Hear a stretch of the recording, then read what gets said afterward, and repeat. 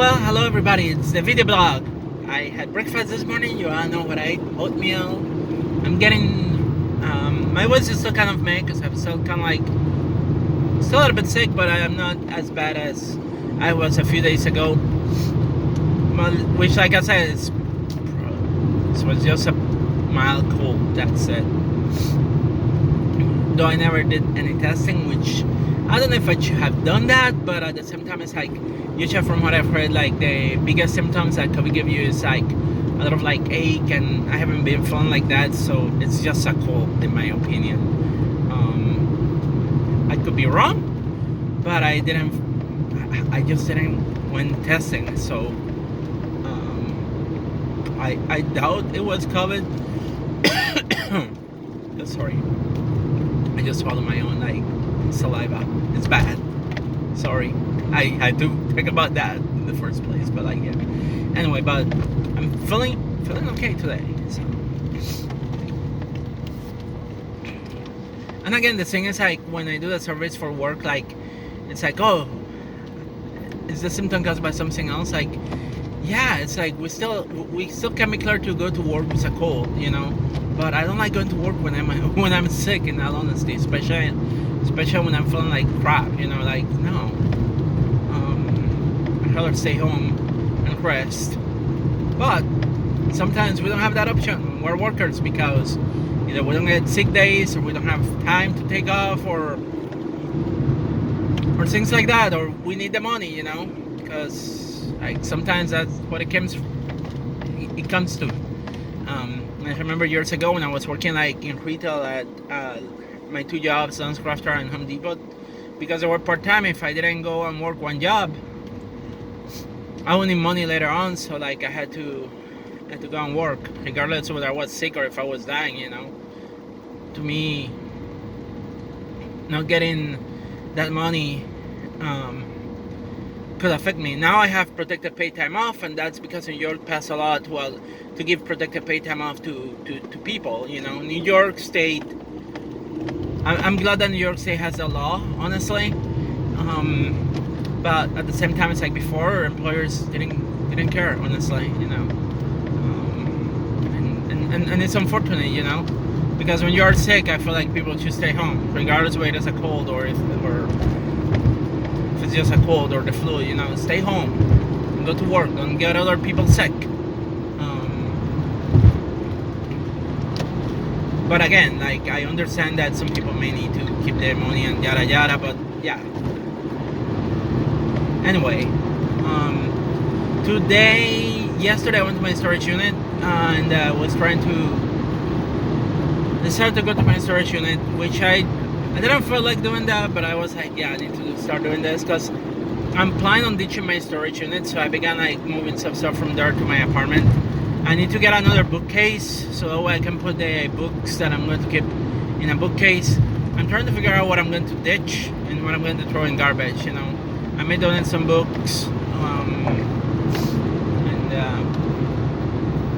and try to sell some, and others I'm just going to like throw them in the garbage, you know. I don't think some books are not going to sell, honestly, so I'm just going to toss them in the garbage. That's it. And then I have a bunch of like cards. Like, there was this game called WWE RAW Deal, and there's been a bunch of games that I've gotten into over the years, you know, like card games, especially card games. Like Magic the Gathering was one of the first ones that I got into. I got into Magic the Gathering back in 1993. That was the year that I was in college, and that was the first year where somebody went to a store and they found out the game came out. They brought it to college, and I'm like, what is that? And it's like, oh, it's a card game, you should get it, and yada yada. And that's when the collectible card games fever began. After that, we have a bunch of like games coming out in the market. I remember one of the other games that I like a lot was Wildstorms, which was based on Image comic books, and it was a superhero card game, and you created your team and you would battle another team, you know. And I enjoyed that game a lot, and I had a bunch of cards of that game. Of course, I had to like glitch afterwards. So because the game ended, the game died, so no more expansions, you know. But they were all like money suckers, pretty much. Like all collectible card games, my opinion is they are money suckers. You invest a lot of money, and then somehow they made a new card or something, and you have to get it to be able to win, and they continue sucking your money out, you know. And then you have a bunch of cards, because sometimes like the rarity of cards sometimes it's not that easy to get. Sometimes, so you have to purchase a bunch of cards, so you end up with a shit ton of cards. So that happened to me with WWE RAW Deal. I obsessively purchased that game, and I have shit ton of cards in my storage unit. I also have shit ton of cards of Yugioh cards, because somehow I got after WWE RAW Deal died. I was like, well, I don't know what I'm going to do now with my cards. And then 2010, I was going to Hudson Valley Community College, and I saw people playing. Correction. 2008, I went to Puerto Rico, and then I found in my room that I had purchased back in early 2000. I had purchased the first decks that came out of Yugioh, which was one of Pegasus and Joy Wheeler. And I was like, I don't know if I want to play this game, but I kept them in Puerto Rico, so I decided to bring them up with me. And then in 2010, I was going to Hudson Valley, and I saw people playing the game of Yugioh, and I began like, oh, this seems really cool, and I discovered the warrior monsters, and began playing Yugioh in casually. And eventually somebody, hey, why you don't come to the store? They do tournaments. I'm like, I never played a tournament before, so I got into playing competitively. And it's been a while since I played competitively, and because I do tournaments on Sundays, and I had to work on Sundays because I work retail, it's difficult for me to go and play competitively recently. I still have my cards, and I remember when I really got the craze of Yu-Gi-Oh was when they introduced the XE monsters. I did like the future monsters, but I found it like very difficult to get into them. The game was not as fast back then, but the XE monsters, holy crap, I love XE monsters. It was so easy. You didn't need it to have a fusion card in your deck, and you just overlay monsters, and boom, there's a new monster in the field. And I dig the XE monsters, and I also like the Synchro too, but I was a big fan of the XE monsters. And my favorite deck, like if anybody's watching this and they play Yu-Gi-Oh, my favorite deck, one of my favorite decks, I have two favorite decks. One of them is the 6 Samurai build, and then the second one that I like is the wind-up deck.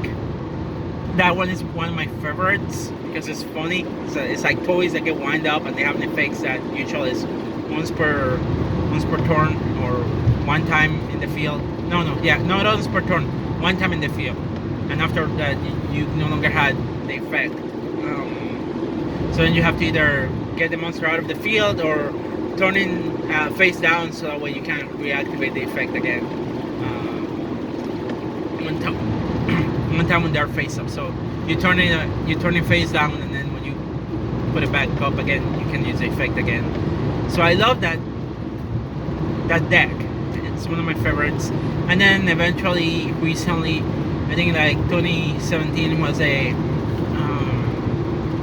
saw the new monsters coming out. The ones one of them was I'm trying to remember the name. The Satellar Knights. Satellar Knights also got my attention, so I learned how to play with Stellar Knights. They're very simple. It's a very simple deck, but there was one time that I was winning with that deck. I got to win a few tournaments, rank up better than I expected, you know. But I haven't gone playing competitively since I guess around 2018. So I still have my cards, but I have purchased every now and then. I've purchased new cards and all that kind of stuff, but I haven't gone playing competitively because I've been busy with life and wrestling, and not having Sundays off. That's the part that has been difficult for me because I've been busy working, having to work on Sundays and do things on Sundays, you know. And it's not too easy to go play on Sundays for me. It's not feasible, you know. It's like playing Dungeons and Dragons on.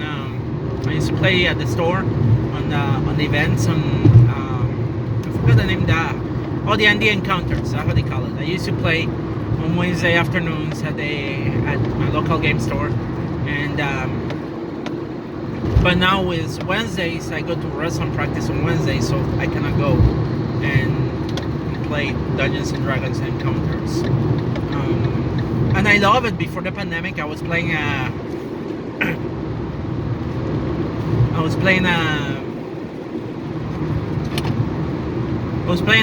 halfling crow that I turned into a halfling swashbuckler eventually in the 5th edition. So it was a fun character that I was playing. I enjoyed playing a halfling crow. That was a lot of fun.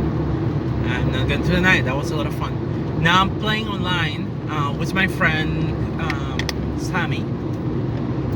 They run the game of online, which is awesome, and they invited me to play, and I really do appreciate it, honestly. Like I haven't gotten to play Dungeons and Dragons online. It's different because I don't get when you are in a group setting where you have people all around you, it's easier because you can roll the d20, and that's what I enjoy the most. I like rolling my d20s, my dice. And I have a bunch of dice that I wish I could be rolling, but I can't because the game that I'm playing now, it's online, so I don't get to roll any dice. I roll them virtually with Roll20, but it's not the same. It's really not the same. But I'm still having fun with the game, and I'm playing something that I have never played. I have never played a druid before in Dungeons and Dragons, so I've been playing a druid, which is something completely different than what I usually play, and it's been a lot of fun playing that. So I think, like, going back to what I was saying, is like I'm trying to figure out what to do with my cards. I don't know if I'm going to get rid of them or if I'm going to throw them in the trash or if I'm going to try to sell them. Personally, if I can find somebody that want my cards, I will give it to them, because I just want to get rid of stuff and downsize my life. And toss them in the garbage. I could do that. It's an easy way of like clearing clutter, especially because I don't know if I can get to sell the cards that I have. I know some people talk about like, oh, I was able to sell these cards and that kind of stuff. Like, how many people are selling online? How easy is going to be for me to be able to sell things online? And that's the question that I wonder, if I can sell some of those things online, and if I can sell some of those things online, which site should I use? eBay? Is there a better site to sell things online than eBay? And if so, how easy it is to make to sell things? How much time consuming is that? So I really don't know what I'm going to do with those cards, but I want to get rid of some of the stuff that I have because it's clutter. The books that I have, I think my way of dealing with the books that I have is going to be, if I'm not using the book or if I don't think I will ever use the book, I think I'm just going to put them in a charity bin and let them deal with that. If they are not going to keep them, they're probably going to get rid of them, and that would be the best way of dealing with the books. That's about it. I will still keep some books, but I think I'm going to downsize a lot of, like, especially my college textbooks, the ones of engineering that I have kept through the years, especially the ones that I kept because of like me going to school, graduate school. So I will keep some, but I think I'm going to get rid of some. Yeah.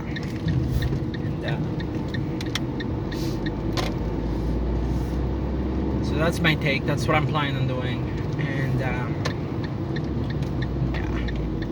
but I don't know, it's like I need to downsize the goal is to downsize my storage unit so that way I don't have that expense anymore, so that way I can use that money for something else, or even I don't know, pay some other stuff that I need to pay, but also ultimately the goal is like just in case I decide to move to a different state, or if I decide to move to Puerto Rico eventually when I'm getting older, when I get older. Because I mean, my parents are getting older, my mom is getting older, and I feel like I would like at some point to spend time with them, more time with them. But I know that going to Puerto Rico with the economy as it is in Puerto Rico, um, I don't know how feasible it will be for me to live. I don't know if I will be able to have access to the same income that I'm getting here. But considering that my parents are, I wish I could just have time to be at home with my parents and my sister, because I don't want to live with the regret of like, oh gosh, I didn't have time to be with my parents, and something happened to them, and with the pandemic going on, like it comes to a point that you have to question like what's important. And in all honesty, I get along okay with my parents. I don't get yeah, we have our differences, because we do have our differences. I have very different perspective on life than my dad does, but I don't have the same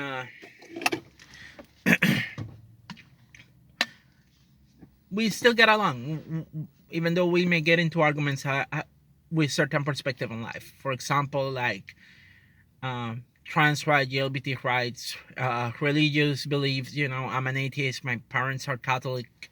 Um, I have a way different perspective than my parents do. But maybe if I go to Puerto Rico, I will have to live. I will probably find an apartment to live, because I don't think I can stay. I will love to stay with my parents, because there will be friction there. I'd rather have my own apartment. I'd rather have my own place. But also go visit my parents every now and then. And but that costs money. I will have to downsize a bunch of stuff to be able to move to Puerto Rico. If I don't get a pod, I will probably have to sell my car. But at the same time, it's like, I don't know if I even want to move to Puerto Rico, considering that also the culture and the environment, like it's not a good place for trans women in Puerto Rico. A lot of trans women have gotten killed in Puerto Rico. So to me, it's not something that I may consider to be something a good idea to be down there. But it's something that I have considered, but it's not 100% yet. Visiting my parents in Puerto Rico, yes, I will totally do that. And I wish I could get enough money to be able to save money to purchase a ticket so I can go and visit my parents, um, and enough time too to be able to spend down there too. Because last time I went for a weekend, and I don't think a weekend is enough for me. But now with the cases of COVID rising, I think I will have to wait till next year. Hopefully next year we are done with the pandemic, but I don't.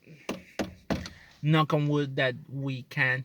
That is on wood. That is metal. But knock on metal that we can get over this pandemic and finish this pandemic, so I can travel next year. But also will depend on like how much time I can accumulate and how much money I can find to be able to save, so that I can go to visit my parents in Puerto Rico, because traveling to Puerto Rico costs money, especially if I travel from Albany.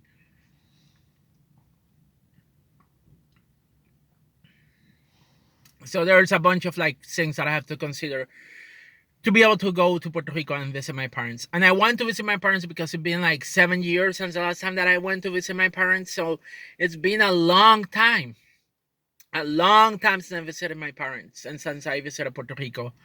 And my goal is like when I visit, I want to have enough time to be able to see my parents, but also see some of my friends, and also make videos too of Puerto Rico, of places that I've been down there, because I feel like I want to help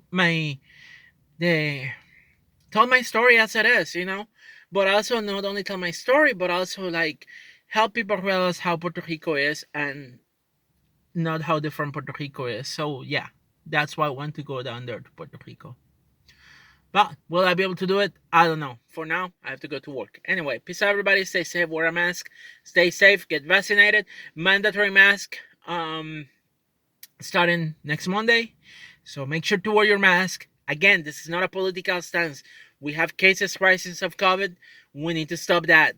We don't want to go back into lockdowns. You don't want to go back into lockdowns or pause. You hated that. So let's be honest. As much as the mask might be annoying and all that kind of stuff, wear it. Don't make me get angry at you. Wear your mask. Be protective of yourself. Be protective of others. Let's stop the spread of the virus. Let's stop it. Let's stop it. Let's not be stupid. let's stop the spread of the virus. It will help slow down, keep social distance, and hopefully we're going to get done with this next year. But we need to do our part, and that means to wear a mask regardless if you're vaccinated or unvaccinated. If you're vaccinated, your chances of dying are less, or getting very sick are less than if you're not vaccinated. However, doesn't mean that you can pass the virus or get sick with the virus. That's the sad part. That's why we need to still wear a mask. Wear a mask. I always wear mine. Peace out. Bye.